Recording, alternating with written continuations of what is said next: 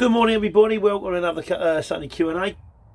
Firstly, an announcement. You probably heard the congestion zone's back on. Starting Monday the 22nd. It's going to be all week now. You only said it was always all week, but congestion zone was free on weekends. Now it's all week long, and it's more money as well. Like they was ever going to let us get away with it. So now when we're back to work and we start earning some more money, they're going to take it all back of us to pay off the money that they've just had to pay everybody sitting at home. Brilliant. Right. Shredded wheat. That place in Welling. That's a bit strange. I did a video about it recently. Apparently, according to what's his name? My mate. Yeah. Apparently, the chimneys in the boiler room that were standing behind me, they used to be twice the size, and now it's going to be demolished for 200 houses. I'm kind of a bit disappointed about that because, I mean, admittedly, it is an absolute waste of space, but at the same time, it kind of looks cool. It's very rare. You do, as I say, it's rare where in our game you'll be driving down the road and you'll see sort of like great big metal balls which are a radar, or you'll see sort of beautiful homes, but to actually see a porter cabin on the top of a bottle of chimneys doesn't happen very often. And according to Grant Melton, he said in the 80s they used to be able to smell it for miles when we were making the shredded wheat. So, oh well. From Luton, I didn't know these things. Although, me and my mate Nigel always used to walk down the cinder track on the way to school, to Chorney, and we used to walk past Whitbreads every morning, so there's a huge Whitbreads in Luton. So we used to walk to school and smell of beer. Did it have an effect on me? I can't say. Yeah, the tea club. Yeah, I'm in with the Argos now. 6 days a week on the Argos. As MPV says, 6 days a week on Argos. Welcome to the dark side. You are not wrong.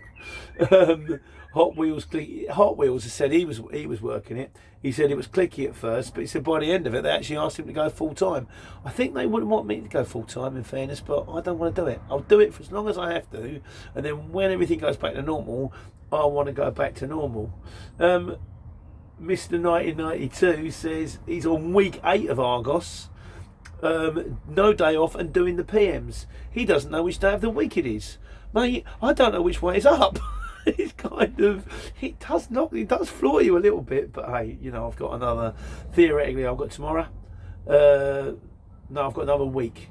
It finishes on Sunday, but then they keep extending the contract. And while it's not that much work on the CX, and there's not that much work on the CX at the moment, I'm happy to have it. It's just money it's money I know I'm getting, and I don't have to search for jobs in the morning.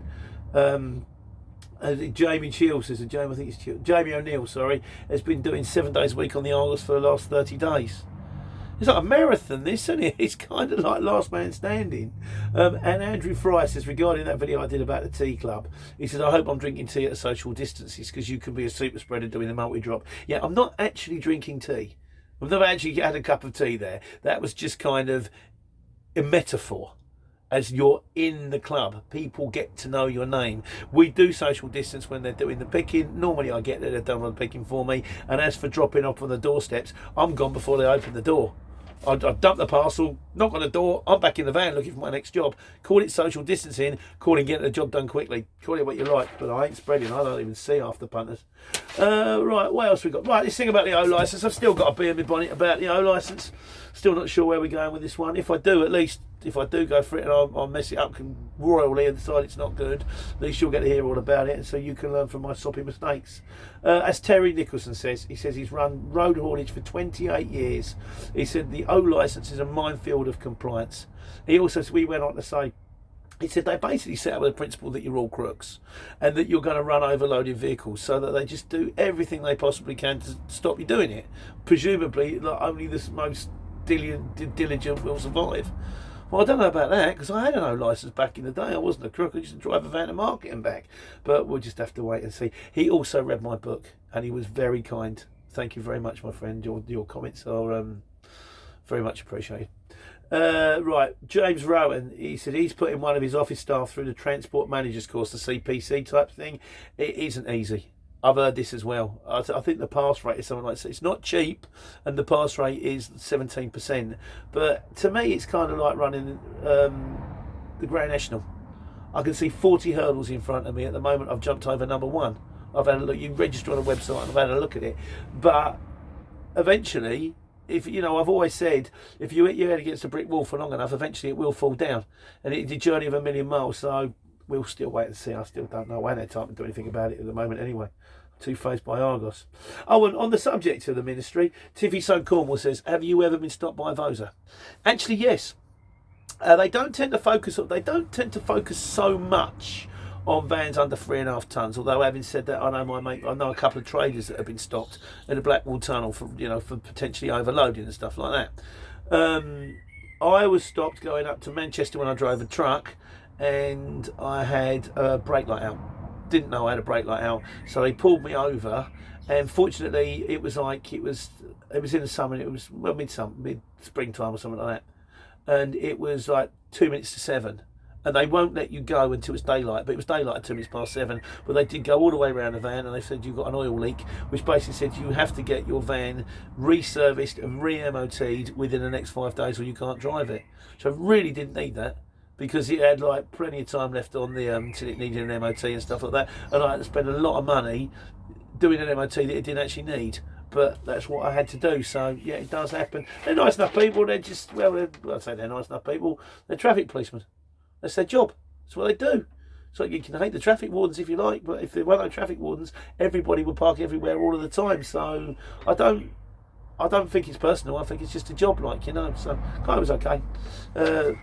Yeah, you can do without it, but there you go. Right, a bit short today, I hope. It's getting a bit long lately. We're on to the miscellaneous. Jamie O'Neill, he was a carpet cleaner. He says, he did a bit easy. He said, well, my van was sitting there doing nothing, so I think he jumped on the CX, and he's working the same principle that a lot of us are, or that I am personally, which is some money's better than none. So if I've got to go out there and I say I'm working, and I keep saying this, if you're thinking about joining the CX, it's tough at the moment. I am working longer and harder, taking jobs that I previously wouldn't do for less money, but at least I'm taking some money. He said the same thing. He also said you can buy a mobile printer with a rechargeable battery, so it kind of fits in a small bag. So if you ever did need to print, you find yourself needing to print off a lot of the customers' PODs where you have to use their paperwork, I guess it Bluetooth to your phone or something like that, and then you can whip it across that way. Might be worth an investment. At the moment, I'm still kind of happy as I am. Andrew Redden says, quoting, £1 per mile is not enough for a Luton van. You will eventually fold. I don't plan on cut. I mean, really, ideally, I'd like to get 110, 120 a mile, and I know that's a backload. I know really the trick is to get your own customers. So your own customers pay you the good money, but then you end up somewhere like Bristol or Slough or Cardiff, and then you use the CX to go home. That's always what it was designed for. It's kind of changed into something different now, but that was the original plan. I still plan to use it that way, but it takes a while to get your own customers. It's not that easy, and at the moment, it's virtually impossible. I can't go on a leaflet drop. I'm not allowed to. So there we go. Jackpot says, can you backdate VAT? As far as I know, yes, but I'm not an accountant. But I believe you can backdate it up to about 3 months. So if you joined 3 months ago or 2 months ago, and you're thinking, hang on a minute, I've dropped a googly here. I've thrown a googly here. If I get myself VAT registered, I can go back for all my old fuel receipts and rake it back in. I believe so. But this is where I throw myself on the mercy of my fellow people out there who know much, much better than me. Please educate me on that one, and I will pass it on to him next week if I got it wrong. Harry's House says, what happens when the shipper when the shipper asks for the wrong van? He went in with a small van. He had to shift an American fridge. Clearly the wrong van, mate. I'll do a video on that because that's actually worth pointing out. It does happen, and yeah, that could be a regular question. That could help some people. So thanks for that. Steve Campbell says regarding. Oh yeah, Steve Campbell. Right, I did that video about the O license thing, and of course, as usual, in my inimitable style, got it all wrong. Well, not all of it wrong, but enough of it wrong. Once again, this was, I love, the people will turn around and tell me what the actual speed is. He sent me a reasonable long, but you can write in notes. But Steve, I'm going to do you a video as well. We'll do a video with your information because it was absolutely spot on to do. I got the thing about laden weight wrong. I thought laden weight was the vehicle weight with the goods on board. No, the laden weight is the weight of the goods. But I'll do a whole video on everything he sent me. It was brilliant. So again, if you give me the information, I'll happily pass it on. That's what I do. Canon Wayne says, do you have to be limited to run on the CX? No. No, I'm still technically marked as a sole trader. We're going to go limited as soon as all of this is over because it spreads the risk. But if you want to grow, it's probably a good thing to do. But no, sole trader, absolutely fine. I was driving the van for the first before I even just me and the van. Yeah, no, you don't have to be limited. Right, yeah, another one. It's actually, right. Philip Eagleton asked last week. Again, thanks very much for your information, guys, about statement of account. And it was one of the firms that asked him for a statement of account. Al, in the office, is actually, Al's my partner. He goes, right, so if a shipper asks you for a statement of account, this is what you do. Go on the CX desktop, go to accounts, go to reports, statement of invoices, then you go to select customer, then select date range, then you type run report, export to PDF, and email to the shipper. Apparently it takes about 30 seconds. So if any of the shippers out there that said we can't pay you, we need a statement of account, just go get that bit on the video, go through it. That's how you do it, guys. I didn't know. I don't do the office, I drive the van. Mike Parkin says, can you use a rental van on the exchange? Yes, you can. As long as you've got the van, you've got the right insurance, as long as they've got the details of the van, the insurance, the high reward insurance or light haulage and goods in transit, you're good to go. Be careful. Rental vans are expensive. They will start to eat into your profit. And also, if it's like a lease thing, be careful. Sometimes they put limited miles on them. So, yes, you can do it, but you may find at the end of the day, by the time you paid your CX membership, and by the time you've done your rental van, and by the time you've done your diesel, and by the time you've done your wear and tear, there's not an awful lot left for you. I recommend, if you can, you buy one. Which in fairness was another question somewhere. We'll come to that in a minute. Right. Adam Scher says, and did CR said as well, he said Fuel Genie, this is brilliant, this Fuel Genie, not only does it charge you the price of the pump and not give you the points, but you pay at the end of the month. Apparently, CR says no, they don't, so you can't get into trouble with them, run up a big bill, because they take the money weekly. Adam Scher says Fuel Genie are now invoicing weekly, so apparently they used to invoice monthly, but they're now invoicing weekly, potentially maybe down to the COVID-19 thing. So maybe they need their money in a bit quicker. I don't know, I don't use them, I use UK Fuels. Who aren't always the cheapest, but they're cheaper and they're convenient and they offer a load of other stuff. It's just the ones we just ended up with, really. Oh yeah, on the subject of the petrol things, of course, Brian Henderson, he did a link last week, he's done it this week. It's an app you can get called Petrol Prices UK. It's in the notes. I can't put it up as a link because I can only link to my own videos on my website, and I haven't got it on the website. It's kind of like a social media thing where people report on. He said it's only as good. I did have a quick go at it, but I used my fuel card, so I just did the BP, and I know what I'm going to get. But you can go on this thing, and it will tell you petrol stations near you and what price they are, what price petrol is at the moment. But it kind of relies on the fact that someone's updated it. So it might say this is the price a day ago. It might say the price 5 days ago, and it's not perfect. But it might be worth a bash. Give it a go, guys. Let me know how you get on. It's called Petrol Prices UK. It's an app. It's free. You don't have to. I didn't have to sign anything up. I just appeared on the phone, and there is a link to it. If you scroll down through the notes, I can't do it, but Brian Henderson has done the link. So if you want to click on that, away you go. Oh yeah. Harry's house. I asked, has anyone got a job as a result of they actually went and got a job, not on the CX, from like a local produce? He has. He said there's like a farm near him, like he delivers into London. It's like an organic farm, and he said they needed him. He gave him a day price, 5 days a week, and off he goes with it. And also Ian Merrick says, he says something pings up on the Facebook the other day, like a coffee shop, and it's looking for drivers. So this might be, now things are starting to ping back into life. Keep your eyes open, guys. I always say you don't just have to use a CX. It's a backload platform. It can still be good for backloads, but you can get your jobs anywhere. You can get your jobs from your brother-in-law, your uncle, the paper, the Facebook, the social media. Keep your eyes open. You never know what's going to ping up, I did have a speak actually with one of my regular customers. I'm fearing that they might shut because the pub fitters, and no, they're not shutting, and they're raring to go. And as soon as they reopen, I can get off the Argos. The dark side, Argos. They're actually really nice people. I don't know. It just knocks you. It just does. What are we doing? Oh, right. Paul A. Bevan says, what happens when it pings up and they say we don't use factoring companies?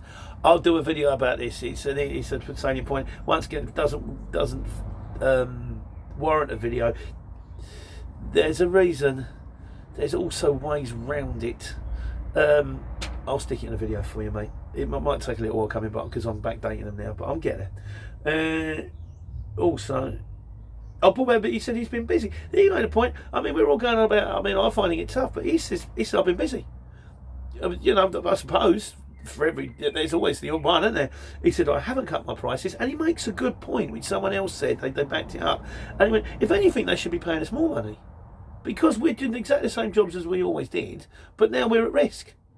But the problem is the CX works on supply and demand, and so if the demand for if the supply of drivers or the demand massively decreases, but the supply is still the same, suddenly price decreases. It's just simple economics.